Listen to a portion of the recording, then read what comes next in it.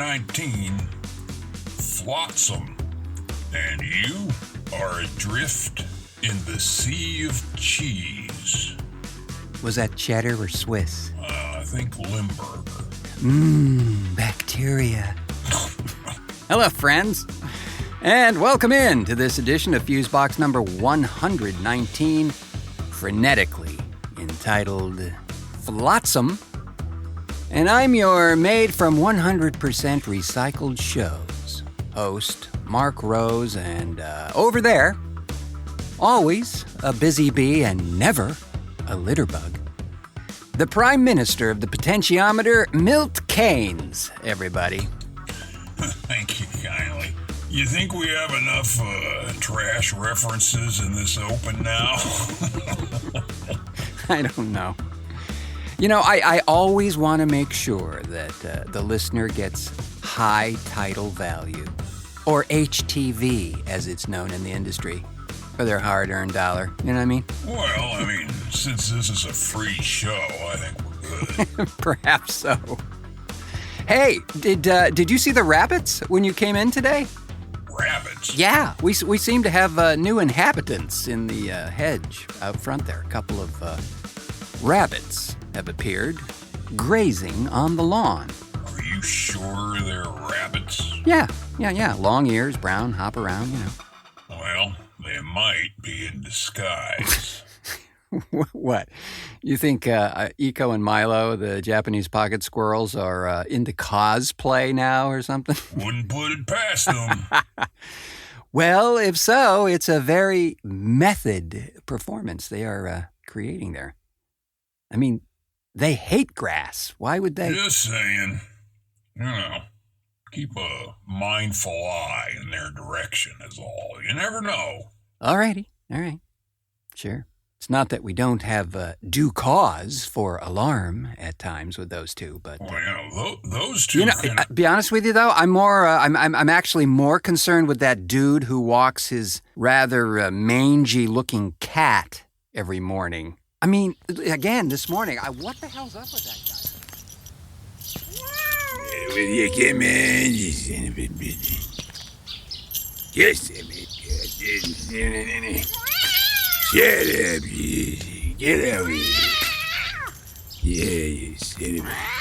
Stop it, get out of it. Yeah, stupid. So, you know what? I have two Mandela effects to relay to you. Yeah? Like what? Like maybe the election never happened and there's a pink aardvark in the White House? Sadly, no, but I, for one, would be overjoyed with that prospect. However, no. This one is an odd one. Or two, as the case may be. Are you a Bond fan? You mean 007? Yeah, James Bond, the Ian Fleming character. Yeah, I kind of dig the new ones, actually, with Daniel Craig. Yeah, me as well. I'll always have a fondness for the Sean Connery role, but misogyny notwithstanding. But here's a question for you, all right? And I actually was watching You Only Live Twice a couple of weeks ago, and this hit me. And it is a quasi Mandela effect, in truth, but it's fun. All right, sir. Which is correct? The phrase, shaken, never stirred, or stirred, never shaken. It relates to how Bond favors his martinis. Oh, hell, that's easy. Shaken, never stirred. See, yeah, that's what I remembered too. And, I might add, always annoyed me, as this is the worst way to make a martini. And a fancy pants super spy like that would know that. Yeah, see, that would definitely bother you. It certainly will. So, in reality, Bond did not actually vocally order one himself until Goldfinger in 1964. In the 1967 film, the one I saw just a couple of weeks back, You Only Live Twice, Bond's contact, the Henderson guy, prepares a martini for Bond and says, That's, stirred, not shaken. That was right, wasn't it? To which Bond replies politely, perfect. Huh. Now, I could have sworn. Oh, but it gets better. It gets way better. In the actual book, Casino Royale from 1953, we get this amazing interchange. As he straddles up to the bar there, he says, a dry martini, 1 in a deep champagne goblet, 3 measures of Gordon's, 1 of vodka, half a measure of Quina Lillet. Shake it very well until it's ice cold, then add a large, thin slice of lemon peel. Got it? Wait, no yoo-hoo? Yeah. So it's both? Yep. How about that? It's actually both of them. Some of the bad guys in those films would often quote the order of prep. So, in some ways, it was wrong the first time. Seriously, though, what the hell is the difference? I mean, Well, I'll tell you, any bartender worth their bar spoon will tell you that shaking a martini, it adds air to the mixture and upsets the rather precarious balance between gin or vodka and the vermouth. precarious, you say? Are there like landmines in that drink? I'm going to tell you, man, these days, the classic martini isn't really what it was. I mean, these days, merely saying the word vermouth over the top of the glass is all they really want. To that, I would say, why don't you just have a glass of gin? So much easier for me, man. No fussing and fuming, just vodka and yoo-hoo, and I'm good. Doesn't even matter how much of either one. It just works. I'll have to take your word for that.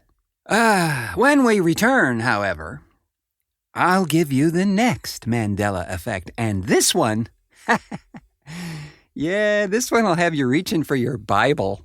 Oi. Look 5 pounds thinner without losing a pound. The show for everybody, but not everybody will like it. TheFuseboxShow.com.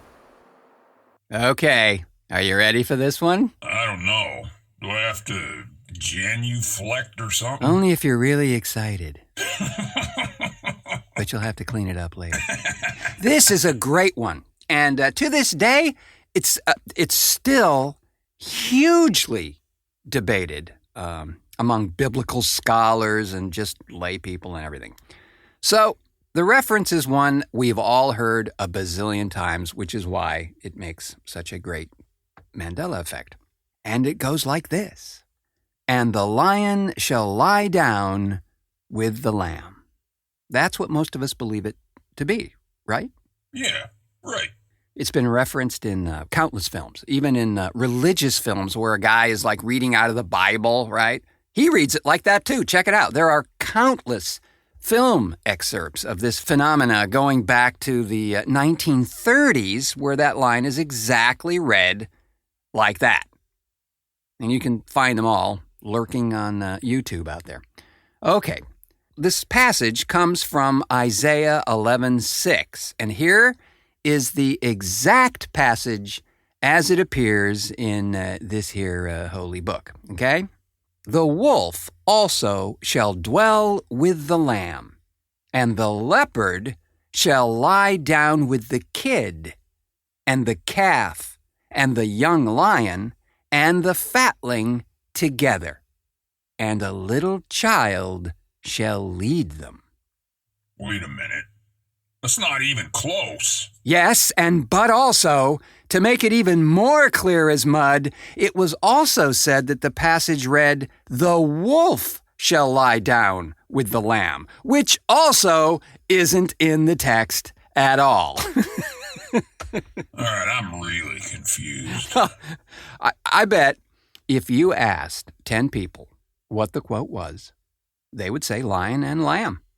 Frankly, I got to be honest with you, I don't think either one of these examples is a glitch in the matrix kind of thing, but instead, two very, very good examples, I think, of how certain phrases can be repeatedly misread, and then they just become the norm by default. So does that mean there isn't a pink aardvark in the White House? Well, there's clearly something in the White House. We're just not clear what. Huh. I think these effects are really interesting, though. Mandela or whatever. I, for one, did not get the impression that Nelson Mandela died in prison, which is how this whole Mandela effect thing got started in the first place. Lots of folks commenting on how they remembered that event differently. Seriously, we've all had that experience where something is just not quite as we remember it. You know, the Berenstain Bears, the Berenstain Bears. Our fearless leader here on the Overnightscape Underground channel, Frank Edward Nora, he even has a term for it. He calls it a PEP, or past editing paranoia, where something is actually edited into the past that wasn't there before, which I got to say, I'm actually very inclined to believe this theory, especially when it comes to things like people being, quote, introduced into the past, all right? Here's an example. Like, some performer you never heard of who was more popular than the Beatles or whatever, or so they say, right? I had this situation happen with some musical guy who was the source of, quote, inspiration, end quote, for allegedly countless dozens of musicians. And his name was Scott Walker. I got to be honest with you. At the time of his influence, this was like the 1960s. He was supposedly quite influential behind the scenes and as a songwriter, performer, and all that, right? I can't find any mention of this guy in the books I have here dealing with that time period. And I have to tell you, some of these books were published at that time. Not one reference.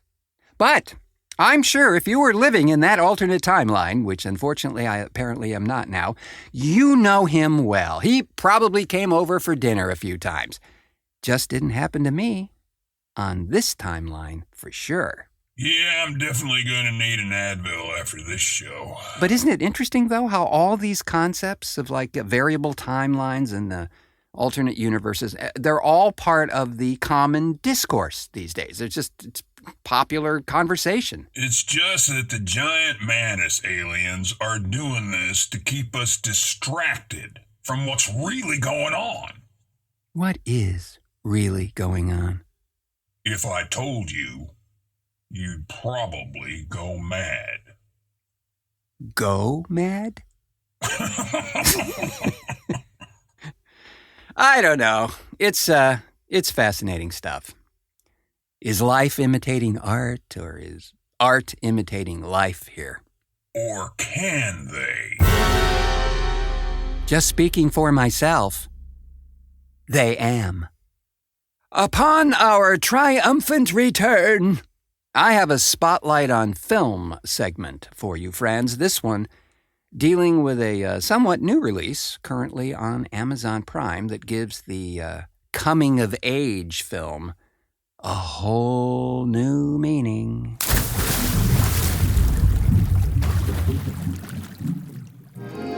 Are you tired of endless video streams of silly animal tricks, awkward human calamities, and half-baked conspiracy theories? Yeah. No. 74. Meh. On this. Pick. Possibly.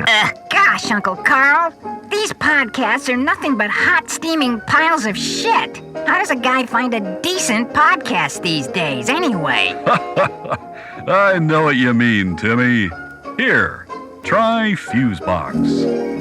Apply Fusebox to infected area only. Wow! Thanks, Uncle Carl. Fusebox is the shit. Yes! Relive great Fusebox audio moments of past shows, or current shows made previous to past shows, running currently in the past. Feed your ears for hours of not really video, but feels like it, knee-slapping, sometime wholesome, but not really, audio goodness. Check out the Fusebox Show on YouTube today.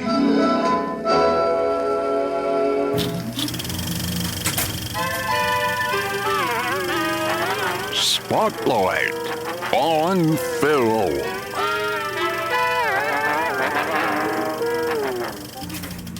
Friends, when we talk films that deal with the subject of body horror, we...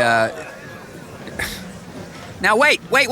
Before you go, I know what you're thinking, that we're going to be talking about the vague philosophical underpinnings of the human centipede, or maybe the fly. But no. Relax. Now, actually, I'd love to chat about a relatively new film released on Amazon Prime recently from Swiss director and screenwriter Lisa Brullman.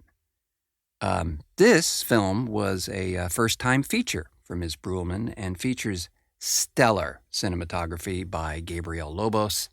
And may I say, friends, this is not a waste of your valuable time at all. This film is entitled Blew My Mind, blue spelled B-L-U-E, and it did.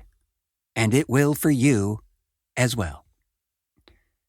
When we think of films that involve body transformation, what is termed, body horror these days, I think most will agree that we probably don't put Switzerland in the top 5 producers of this kind of thing any more than maybe Sweden or Iran for vampire movies. But in recent years, filmmakers like Anna Lily Emampur, who made the wonderfully haunting A Girl Walks Home Alone at Night, which I covered in a past Spotlight a couple of years back, and Natasha Kermani's Imitation Girl, which is another incredibly fine work that plays with the edges of reality.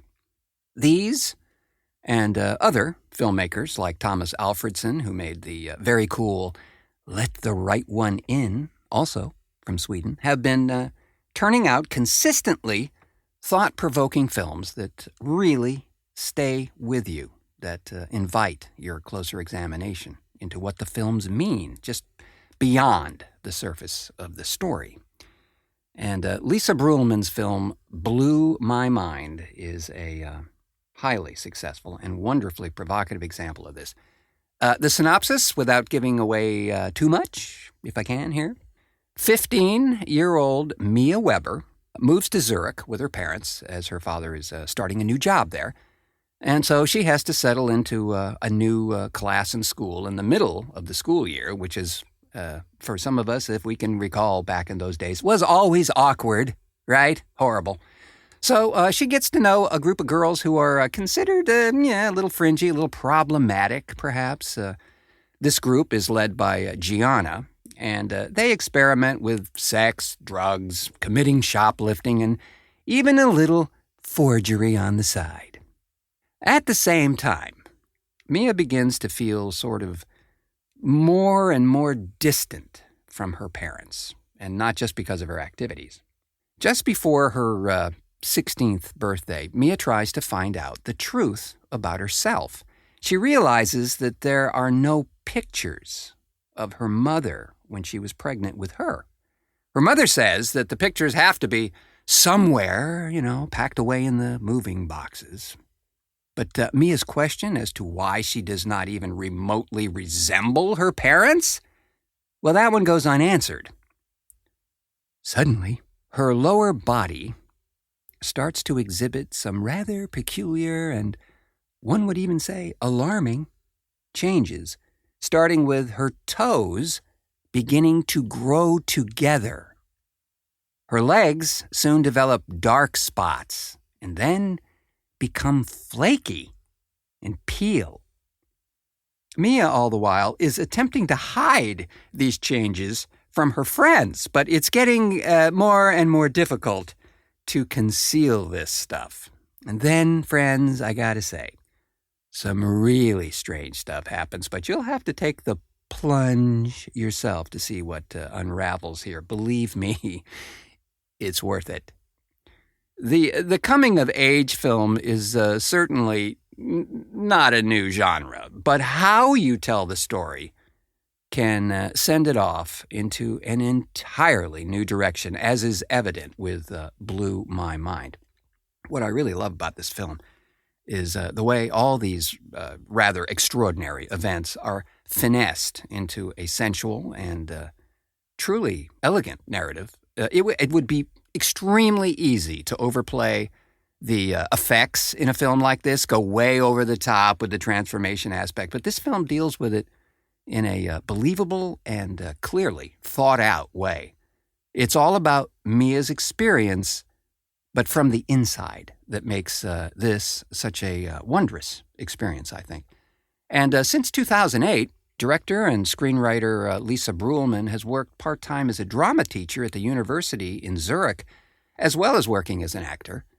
In 2016, she shot her first feature film. This one blew my mind. And it was first shown at the Zurich Film Festival in 2017. She won first prize in the category called Focus on Switzerland, Germany, and Austria. She also won the Swiss Film Journalist Critics Award for Best First-Time Film. The film then went on to be nominated in 7 categories for the Swiss Film Society Awards, and she was awarded Best Film, Best Screenplay, and Best Actress, going to Luna Wedler for her performance as Mia. Brullman is currently working on directing a couple of episodes for the BBC TV series Killing Eve, which I understand did very well at the UK's BAMFTA Awards, cleaning up in several categories there, I guess.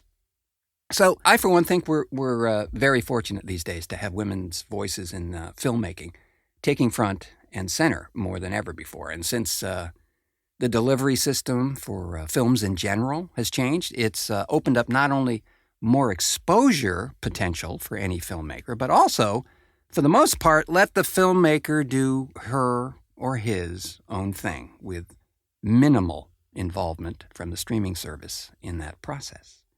The big studios have held sway over this process for quite a while and seem to be more concerned these days with the next starploitation vehicle or blockbuster than actually telling a good story. Just saying. Although, I have to say, in spirit of true disclosure, I am so there for the giant lizard thing. You know what I mean? Thank you. Coming May 31st. Just saying. So I'm looking forward for the future projects from Lisa Brullman because it's bound to be an interesting and enthralling ride, whichever genre she chooses to explore. A very interesting voice indeed. And check it out on Amazon Prime. And with that, friends, it's time to take our audio detritus and sweep it under the refrigerator. But not before thanking our 100% free of Flotsam contributors to this edition of Fusebox, Rob Askew, Ami Binford, Eric Newsom, and Jeff Pollard. Thanks, as always, to the timeline-aligned wizardry of Milt Keynes over there for technical assistance. Pleasure as always, amigo. Oh, by the way, the rabbits are not what they seem. Thank you, Mr. Keynes. I'll bear that in mind. Thanks, of course, to you, friends, for pushing play on this one. And if you have not as yet done so, please feel free to subscribe and like and all that wondrous stuff we do these days, whether it's on Apple Podcasts, Stitcher, or the very unsug themselves. Please feel free to share with wild abandon, because as we all know, when the giant mantis aliens do arrive, it's all going to be about numbers. Us or them. And that's the name of that tune. I have been your tilting at the windmills of my mind host, Mark Rose, saying until our next cartoon. I think that one is named Bob. Bob, Bob, Bob.